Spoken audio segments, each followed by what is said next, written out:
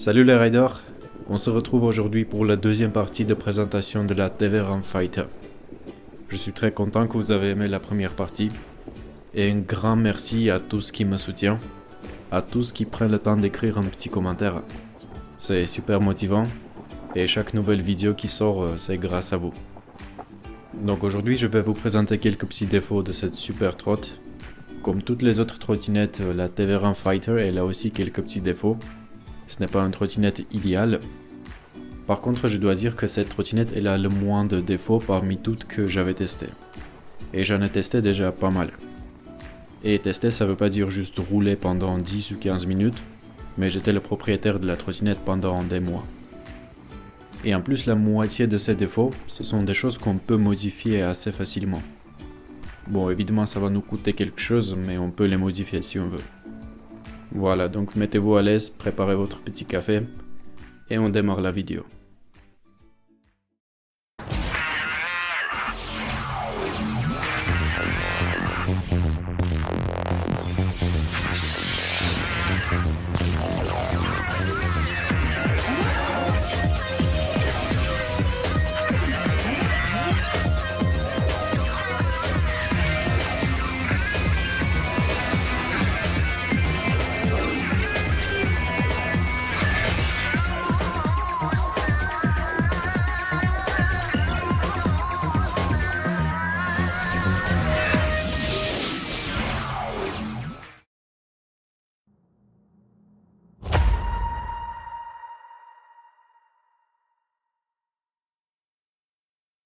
Alors, c'est parti. Mais avant de citer ces défauts, je voulais rajouter encore un autre point fort que j'ai oublié de présenter dans la première partie. C'est que sur cette trottinette, on a des valves coudées et bien longues. Et c'est super pratique. Normalement, sur les pneus tubeless, on a des valves toutes petites et qui sont vraiment collées au moteur. Donc elles sont pas très accessibles. C'était le cas sur la Thunder 2. Elle avait des valves toutes petites et j'utilisais une extension de valve pour gonfler le pneu. Voilà, mais ici on n'en a pas besoin. Les valves sont bien longues et accessibles, donc je peux connecter la pompe direct. Voilà, donc la Teveren il avait déjà plein de points forts, et ça aussi on peut rajouter dans la liste. Maintenant on passe à ses défauts. Je vais vous présenter d'abord les défauts qui sont modifiables. Voilà, donc tout d'abord ce sont les freins. Sur cette trottinette, on a les freins Zoom. Ce sont des freins un peu moyens, et pour une trottinette qui arrive à monter jusqu'à 80 km/h, c'est sûr qu'ils sont pas suffisants. Je pense que les freins Zoom, ça peut être bien pour tout ce qui roule jusqu'à 50 ou 40 km/h, mais pour tout ce qui peut rouler au-delà de ça, il faut au moins les freins neutres. Avant de vendre ma Thunder 2, quand j'avais les deux trottinettes à ma disposition, je passais souvent de l'une à l'autre, et je sentais vraiment la différence entre les freins Zoom et les freins neutres. Les neutres, il avait un freinage beaucoup plus ferme, beaucoup plus sûr. Et évidemment, ça va avoir son impact sur la distance de freinage. En plus, avec les freins neutres, j'arrivais de désactiver complètement les freins électriques, parce que ça freinait déjà très bien. Et avec les freins Zoom, je risquerais pas de désactiver les freins électriques. Une fois sur la route, j'ai dû faire un arrêt d'urgence sur ma V710, qui était équipée avec les freins Zoom, et je me suis arrêté vraiment au dernier moment. Il y avait quelques centimètres entre moi et la voiture. Donc c'était très juste. Voilà, mais après les freins Zoom ne sont pas si mauvais. Ça reste quand même des freins hydrauliques. C'est toujours beaucoup mieux que les freins mécaniques. Et en gros, ça dépend aussi de votre façon de conduite. Si vous roulez doucement juste pour aller au travail ou aller se balader, les freins Zoom ça peut être largement suffisant avec les freins électriques activés en plus. Voilà, mais si vous faites toujours des grosses accélérations, si vous avez une conduite plutôt sportive, dans ce cas-là, ce serait mieux de passer aux freins neutres ou bien les Magura. Moi, perso, je vais pas toucher aux freins pour le moment, parce que franchement, je pense déjà à m'investir dans la version 72 volts, la version Supreme.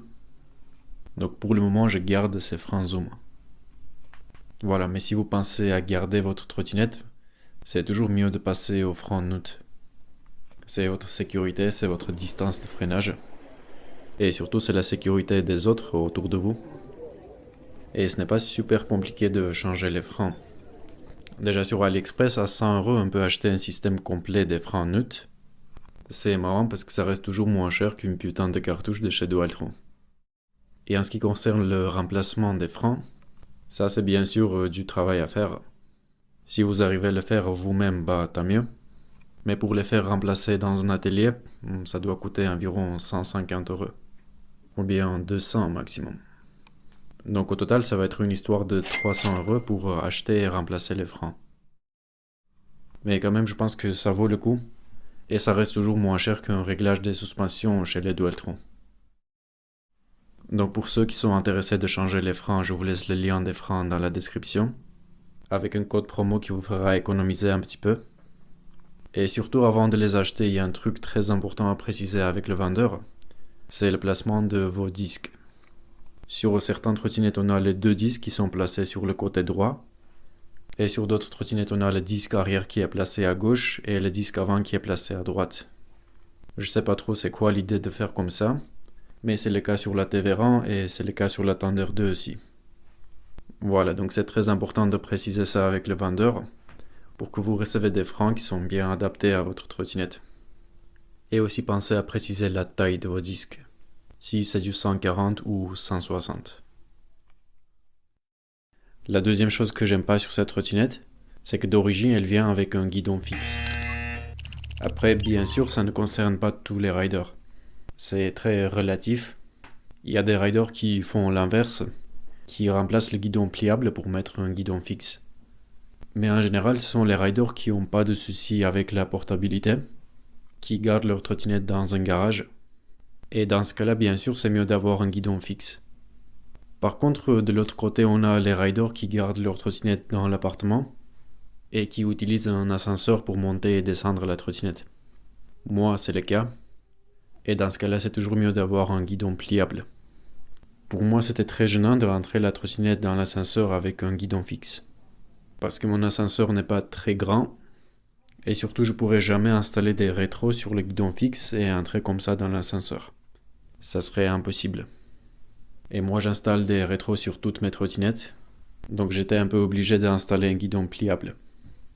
Voilà, et si jamais on a besoin de mettre la trottinette dans le coffre de voiture, c'est toujours plus facile à faire avec un guidon pliable plutôt qu'avec un guidon fixe. En ce qui concerne ce guidon-là que j'ai installé, il y avait pas mal de gens qui me posaient des questions dans les commentaires concernant ce guidon. Donc il est très bien, franchement c'est un très bon guidon. Son système de pliage est assez complexe, mais très fiable. Je vous montre comment ça marche.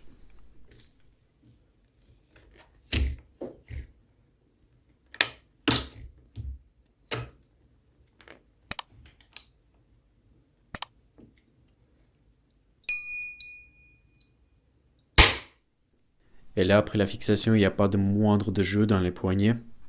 C'est solide. Après la fermeture, il n'y a pas vraiment de différence entre ça et un guidon fixe. Et en plus, on a deux versions à choisir. On peut le choisir avec la longueur de 62 cm, soit 68 cm. Moi, j'ai pris la version 68. Comme ça, il est encore plus large que son guidon d'origine. Et là, ça donne beaucoup de place sur le guidon pour installer vos accessoires. Et là, j'ai installé un support portable normal pour son display. Parce que son support d'origine, ça prenait un peu trop de place. Comme ça, j'ai encore plus de place sur le guidon. Mais c'est surtout pour mes passagères, pour qu'elles mettent ses mains là. Autre chose que j'apprécie sur ce guidon, c'est qu'on a le diamètre de son trou qui fait 1,7 cm, ce qui me permet d'installer facilement mes rétros préférés. Et c'est quelque chose que je ne pouvais pas faire sur le guidon de ma Thunder 2. Il y avait un diamètre de 1,4 cm seulement, et c'était trop serré pour mon rétro.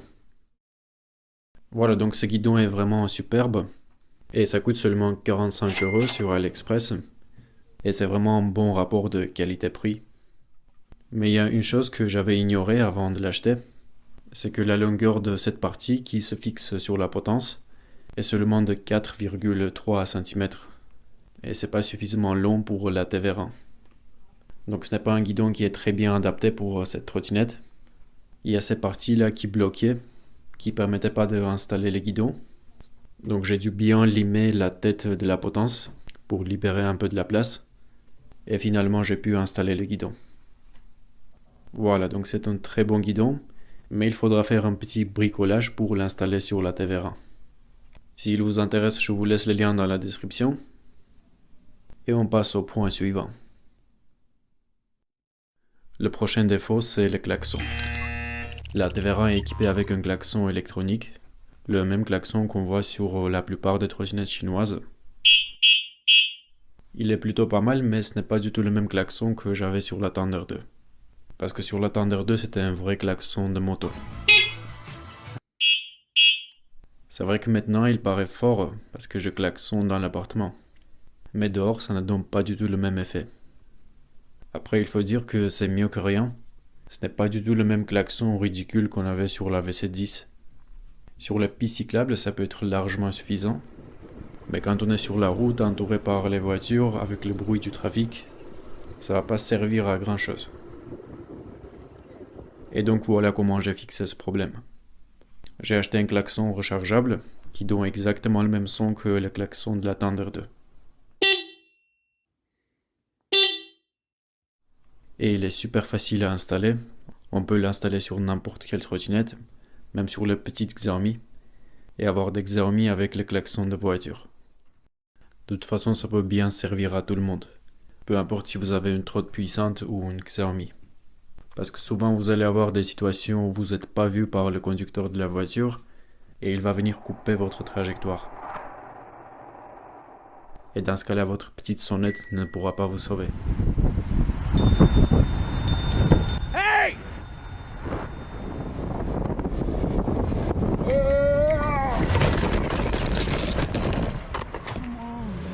Voilà, donc je trouve que c'est indispensable d'avoir un bon klaxon. Parce que même si la plupart du temps on reste sur la piste cyclable, des fois notre trajectoire va croiser avec la trajectoire des voitures. J'ai déjà évité plein d'accidents grâce au bon klaxon et les freins neutres.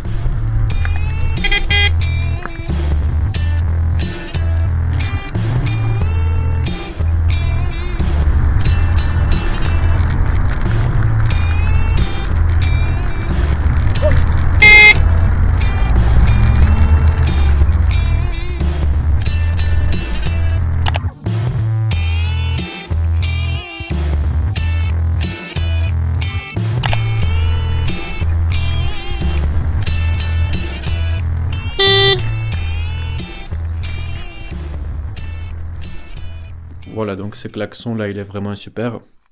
Et en plus ça fonctionne aussi comme une alarme. Là il a cette télécommande. J'active l'alarme. Et il va s'enclencher dès qu'il détecte des vibrations.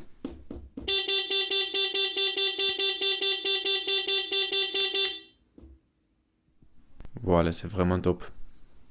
En plus ça coûte seulement 40 €. C'est un très bon prix pour un klaxon de cette qualité et qui a une alarme en plus. Mais on peut choisir aussi la version sans l'alarme qui coûte encore moins cher.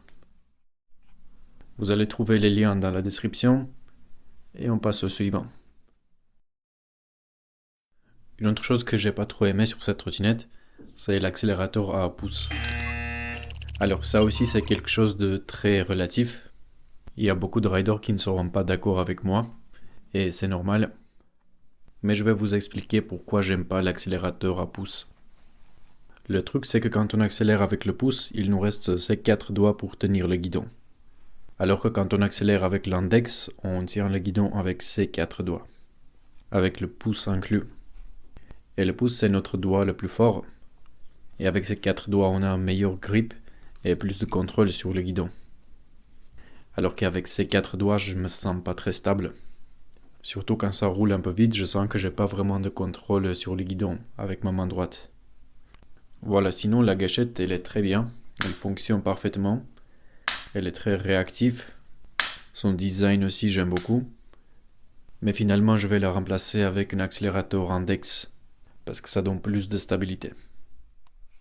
Mais de toute façon le remplacement doit être assez facile, je vais l'amener dans l'atelier et je pense que ça va être une histoire de 30 €. Voilà, mais si vous aimez l'accélérateur à pouce, alors ça ne vous concerne pas. Vous la laissez comme ça, tant mieux. Et on continue. Voilà, donc je vous ai montré ces 4 défauts qui sont modifiables. Et maintenant on va passer aux défauts qu'on ne pourra pas changer, qui font partie de la trottinette, et qu'il faudra juste les accepter comme ça. Voilà, tout d'abord c'est le deck de la trottinette que je trouve qu'il n'est pas suffisamment large. Ça fait seulement 19 cm, donc on est très loin de la largeur du deck de la Thunder 2. Ça fait une différence de 12 cm. Au début, quand j'ai eu ma Thunder 2, j'ai trouvé ça un peu bizarre d'avoir un deck aussi large. Mais avec le temps, je me suis rendu compte que le deck large, c'est vraiment pas mal pour manœuvrer, pour tourner à gauche ou à droite, et surtout pour prendre les virages. Sur la Thunder 2, j'avais même pas besoin de faire une action sur le guidon pour tourner à droite ou à gauche. Je pouvais juste appuyer sur le deck avec mon pied gauche pour pencher la trottinette vers la gauche. Et pareil pour pencher la trottinette vers la droite. C'était aussi super pratique pour prendre les virages. Et donc j'aurais mal à faire la même chose sur la Tevera. Ici, je pourrais pas trop pencher la trotte. Et je vais pas pouvoir prendre les virages avec la même confiance et avec la même vitesse que sur la Thunder 2. Voilà, donc c'est le défaut qui me gêne le plus. Et évidemment, on ne pourra pas modifier ça. Ça fait partie de la trottinette. Voilà, mais à part ça, elle est super confortable. Les suspensions sont top. Je sens presque pas les imperfections de la route. Et la longueur du deck, la hauteur de la potence, tout est parfait. C'est juste la largeur du deck qui gêne. Et en gros, c'est pourquoi je pense à m'investir dans la version Supreme.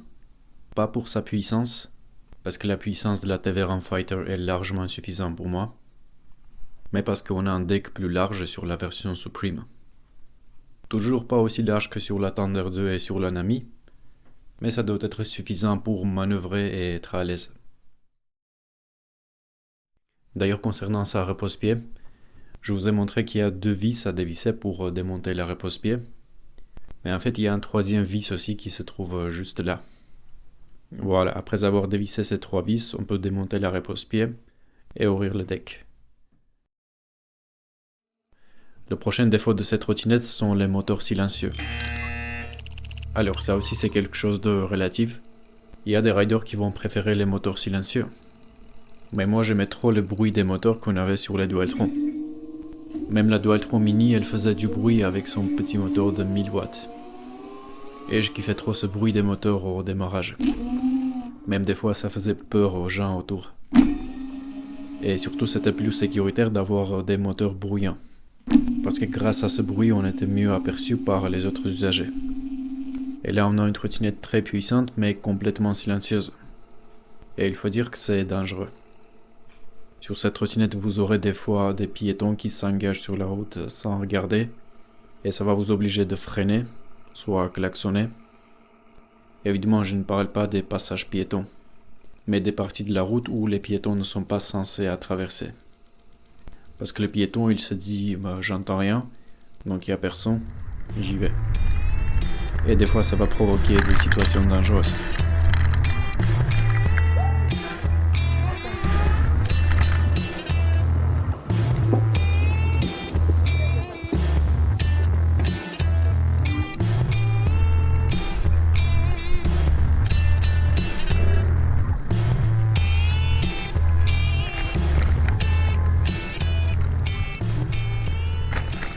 Donc surtout soyez attentifs quand vous avez une trotte silencieuse.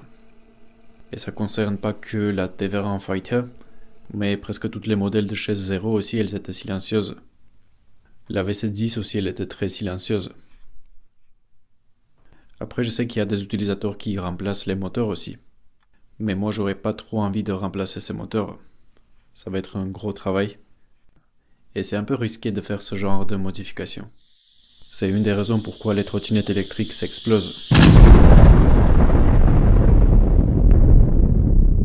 Mais ça va être un sujet d'une autre vidéo. Une autre chose qui est un peu bizarre sur cette trottinette, c'est qu'à chaque fois qu'on allume les feux, on voit une chute de voltage assez importante. Là, je suis à 64,7 volts et à 87% de charge. J'allume le feu et ça chute carrément à 62 volts et à 75% de charge. Voilà, c'est un peu bizarre parce que j'avais pas ça sur la Thunder 2. Mais après, peut-être c'est normal vu l'équipement lumineux de la trottinette. Vu qu'elle a cette lampe puissante, elle a ses LED partout, les clignotants arrière, les clignotants avant, tout ça, ça consomme pas mal en batterie. Donc on perd presque 3 volts en allumant les feux. Et bien sûr, ça va avoir son impact sur l'autonomie. Avec 3 volts, on pourrait parcourir 10 ou 15 km. Donc le fait d'allumer les feux, ça va nous coûter une dizaine de kilomètres en autonomie. C'est un peu dommage. Mais voilà ce qu'on peut faire pour avoir un maximum d'autonomie sur cette trottinette. Déjà la lampe frontale, elle avait 3 modes de fonctionnement. Fort, moyen et clignotant. On peut le passer en mode moyen, c'est le mode qui consomme le moins. Déjà vous voyez que ça fait remonter le voltage. On a remonté à 63 volts. Et aussi sur l'application, on peut diminuer l'intensité des LED, soit les désactiver complètement.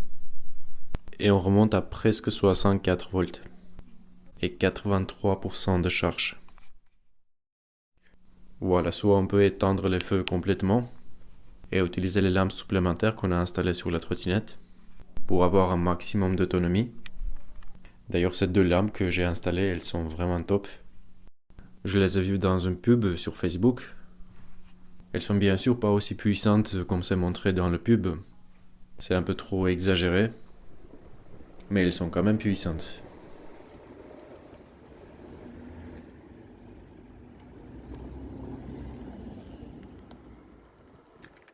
Et avec ces 2 lampes que j'ai installées, ma petite Tévéran elle éclaire la route aussi bien que les voitures. Tous les liens dans la description. Et le dernier, c'est le poids de la trottinette. Moi j'ai la version 35 A et elle pèse environ 45 kg. Après c'est normal pour une trottinette puissante, mais elle a quand même 5 A de moins que la Thunder 2, donc elle a une batterie plus petite, mais elle a toujours le même poids que la Thunder 2. Bien qu'ici on a un crochet de fixation qui permet de soulever la trottinette plus facilement, mais ça reste quand même une charge assez importante. On peut la soulever pour monter quelques escaliers, mais pas plus que ça. D'ailleurs faites attention avec le crochet quand vous soulevez la trottinette, parce que des fois il a tendance à se décrocher. Voilà les gars, c'est tout. Je vous ai montré tous les défauts que j'ai découverts pendant cette période d'utilisation. Donc déjà il n'y en a pas beaucoup, et la moitié de ces défauts sont modifiables. Et il y a des points que beaucoup de riders ne vont pas considérer comme des défauts, comme l'accélérateur à pouce, le guidon fixe, les moteurs silencieux. Peut-être certains riders vont même préférer le deck étroit. Donc les avantages principaux de la Thunder 2 contre la Tévéran, ça reste les freins neutres, le klaxon de moto, le deck extra large et les moteurs bruyants. Mais pas la puissance. Parce que déjà sur la Thunder 2, j'arrivais pas à dépasser les 60 km/h à cause de ses dimensions. Pour moi, 60 c'était déjà sa vitesse de pointe. Donc pour moi, la Tévéran elle reste plus rapide. Et malgré ses défauts, ça reste une très bonne trottinette. Et à mon avis, ça vaut bien son argent. Voilà les gars, j'espère que la vidéo vous a plu. Faites-moi savoir si c'est le cas. Et j'espère qu'un jour j'aurai de la chance de vous présenter la magnifique Tévéran Supreme. Merci pour votre attention et on se voit dans une prochaine vidéo.